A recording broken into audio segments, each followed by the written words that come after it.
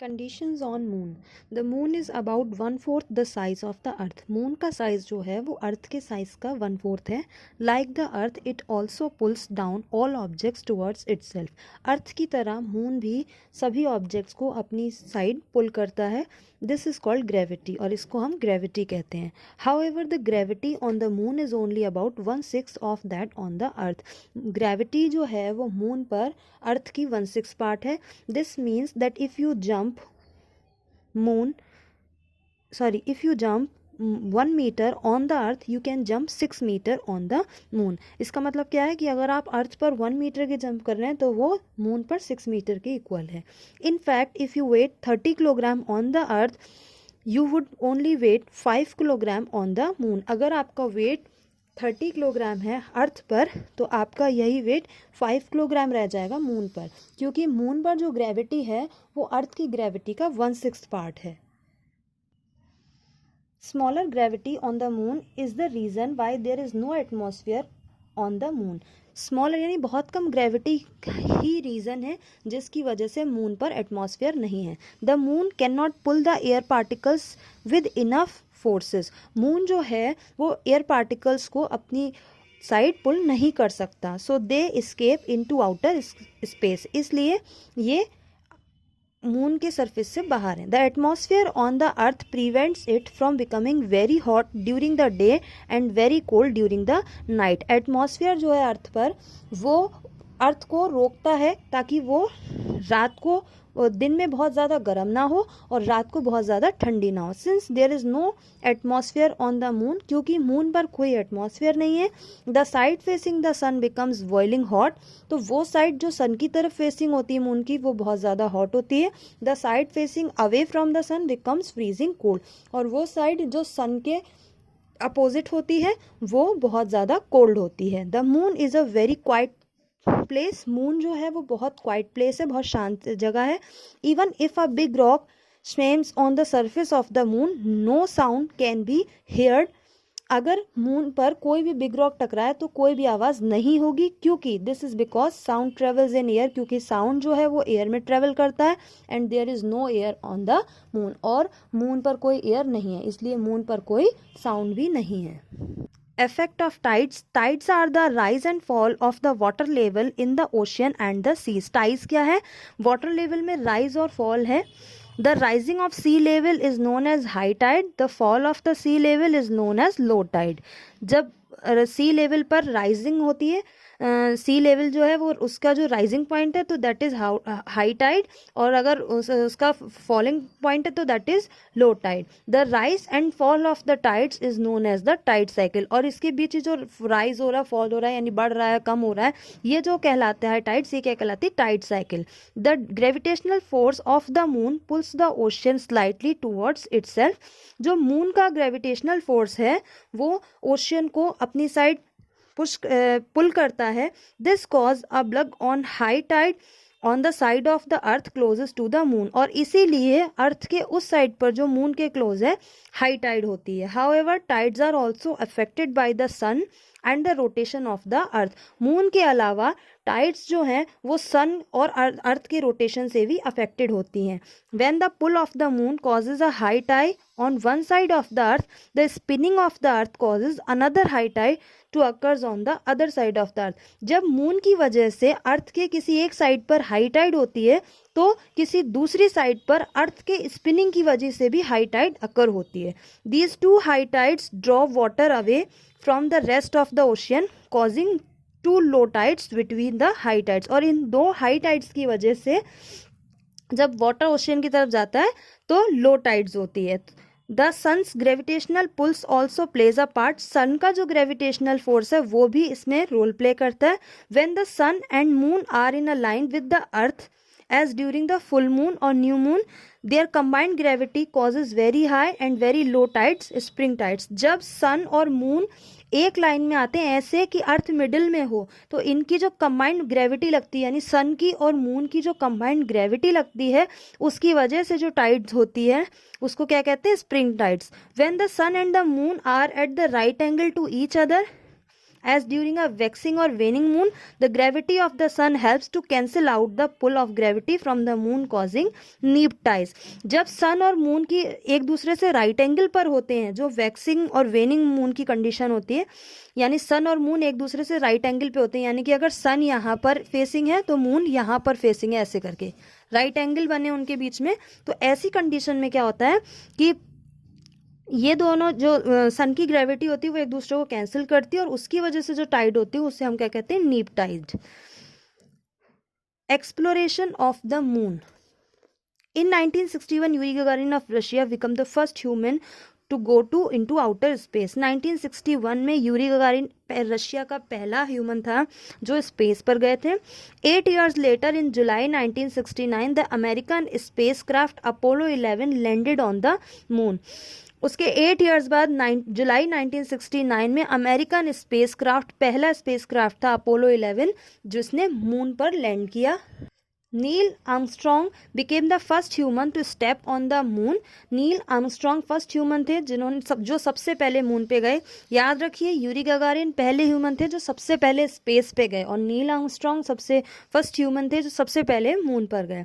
A few minutes later his colleague Edwin Aldrin joined him. कुछ minute बाद उनके जो कोलीग जो उनके साथ गए थे एडविन एल्ड्रिन भी उन्हें ज्वाइन किया मून पे.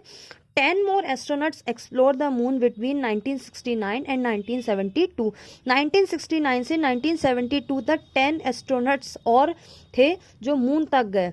Since then no further main flights have been sent to the moon. और इसके बाद अभी तक कोई भी फ्लाइट मून के लिए नहीं गई, यानी कोई भी स्पेसक्राफ्ट मून के लिए नहीं गया. Artificial satellites. An artificial satellite is a human-made spacecraft which revolves around the Earth. Artificial satellite ऐसा human-made spacecraft है जो अर्थ के अराउंड रिवॉल्यूशन करता है. वैसे नेचुरल सैटेलाइट क्या है, मून, वो भी अर्थ के अराउंड रिवॉल्यूशन करता है, वो नेचुरल है, उसे नेचर ने हमें दिया है. और आर्टिफिशियल सैटेलाइट क्या हुआ, जो हमने बनाया, यानी ह्यूमन मेड स्पेसक्राफ्ट, ये भी अर्थ के अराउंड रिवॉल्यूशन करेगा. The first artificial satellite was Sputnik 1 launched by Russia on 4 October 1957. Russia ने 4 अक्टूबर 1957 को फर्स्ट सैटेलाइट लॉन्च किया, उसका नाम था Sputnik 1. Since then 100 of artificial satellites have been launched. और उसके बाद से हंड्रेड्स ऑफ, यानी कई आर्टिफिशियल सैटेलाइट्स लॉन्च हो चुके हैं. India has launch several satellites. India ने भी कई सैटेलाइट्स लॉन्च किए हैं. The GSAT-15 was launched on 11 November 2015. Satellites are extremely use to us. Satellites का यूज़ क्या है? Some are communication satellites.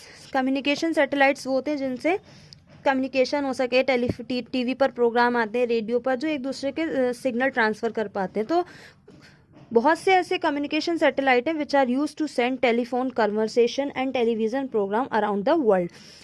Communication satellites की वजह से पूरे वर्ल्ड में टेलीफोन कन्वर्सेशन एक्सचेंज इधर सेंड हो पाती है, और टेलीविज़न प्रोग्राम्स भी कंटिन्यू रहते हैं. Weather satellites are use to forecast the weather. Weather satellites weather को बताने के लिए, फोरकास्ट करने के लिए यूज़ किए जाते हैं, यानी मौसम की भविष्यवाणी के लिए. You may have seen satellite picture of clouds over our country shown on TV. आपने कई बार टीवी पर देखा होगा अपनी कंट्री से ऊपर कई सैटेलाइट्स क्लाउड्स दिखाई देते हैं. Such pictures not only help us to forecast the weather but also to give early warning of dangerous storms and cyclones. ये सैटेलाइट सिर्फ टीवी पिक्चर्स पर शो होती है, ये सिर्फ क्या कहते हैं वेदर फोरकास्टिंग के लिए नहीं, बल्कि हमें मौसम, साइक्लोन वगैरह जो भी डेंजरस स्टॉर्म होते हैं उनके बारे में पहले से वार्निंग देने के लिए भी हेल्पफुल होते हैं. Some satellite called remote sensing satellites. कुछ सैटेलाइट रिमोट सेंसिंग सैटेलाइट्स कहलाते हैं, जो क्या करते हैं, take photographs of the earth to study the features of the earth surface. जो जिनसे अर्थ का फोटोग्राफ लिया जाता है और बाद में अर्थ की फीचर्स की स्टडी के लिए हेल्प में आते हैं. CardSat-2 is a remote sensitive satellite launched by India on 12 January 2018. India के थ्रू लॉन्च किया गया ये. India launch the world's first educational satellite called EDUSAT in September 2004. India ने फर्स्ट एजुकेशनल सैटेलाइट लॉन्च किया EDUSAT सितंबर 2004 में. It is use to send educational programs all over India even to remote villages.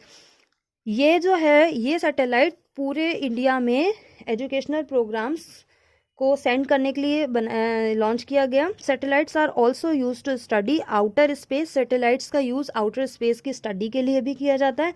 They have help to increase our knowledge of the planets and the stars. Satellites हमें help करते हैं ताकि हमारी knowledge बढ़े stars और planets के बारे में।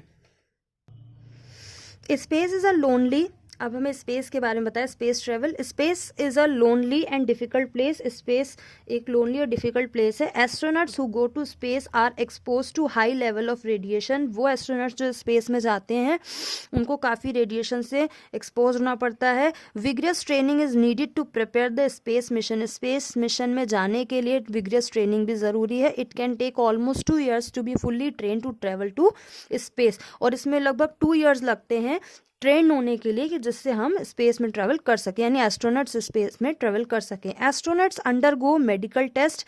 जो एस्ट्रोनॉट्स स्पेस में जाते हैं फर्स्टली उनका मेडिकल टेस्ट होता है, then physical and procedure training as well as training on experiments they will accomplish during their stay in peace. इसके अलावा physical test, then training and इसके अलावा एक्सपेरिमेंट्स भी होते हैं जो उन्हें हेल्प करते हैं स्पेस में स्टे करने के लिए। They must know the engineering system of the space craft. जो भी आपके एस्ट्रोनॉट्स स्पेस में जाते हैं उनको सारी इंजीनियरिंग सिस्टम पता होने चाहिए स्पेस क्राफ्ट के। Be familiar with its operation and also about things relating to the space environment. और स्पेस एनवायरनमेंट से रिलेटेड चीज़ें भी पता होनी चाहिए। They are train to overcome space sickness. उनको इस तरीके से ट्रेन किया जाता है कि वो स्पेस सिकनेस से उभर सकें, क्योंकि जैसे मैंने आपको एयर चैप्टर में बताया था कि जितना हम ऊपर जाते हैं उतनी एयर रिड्यूस होती जाती है। एयर रिड्यूस होती जाएगी तो फर्स्ट प्रॉब्लम तो हमें ब्रीदिंग की ही आती है। तो इस तरीके के उनको ट्रीटमेंट्स बताए जाते हैं कि वो अपनी सिकनेस से ओवरकम हो पाएँ। In space they perform daily task, maintenance, operation and scientific experiment as they orbit the earth. Space में वो अपने डेली टास्क परफॉर्म करते हैं। They must get over 2 hours of exercise every day to maintain normal muscle stones. वो अपनी muscle stones को maintain करने के लिए डेली 2 hours एक्सरसाइज करते हैं। This is because in the absence of gravity they do not use their muscles like we do here on the earth. क्योंकि space पर ग्रेविटी नहीं है और ग्रेविटी ना होने की वजह से हम अपनी मसल्स स्पेस पर यूज़ नहीं कर पाते जैसे हम यहाँ पर अर्थ पे यूज़ कर लेते हैं। Astronauts have to go used to wearing a space suit and staying in a confined environment, survive on freeze-dried food and manage a grueling work schedule. Astronauts जो हैं वो space suit wear करते हैं, इसके साथ साथ सर्वाइव करते हैं फ्रीज और ड्राइड फूड के साथ, ठंडे या ड्राइड फूड के साथ। Rakesh Sharma, late Kalpana Chawla and Sunita Williams are the astronauts to Indian origin who have travelled in space. India की तरफ से जो एस्ट्रोनॉट्स हैं वो राकेश शर्मा हैं, कल्पना चावला थी, सुनीता विलियम्स, ये वो एस्ट्रोनॉट्स हैं जो इंडिया की तरफ से स्पेस में ट्रेवल करके आए हैं।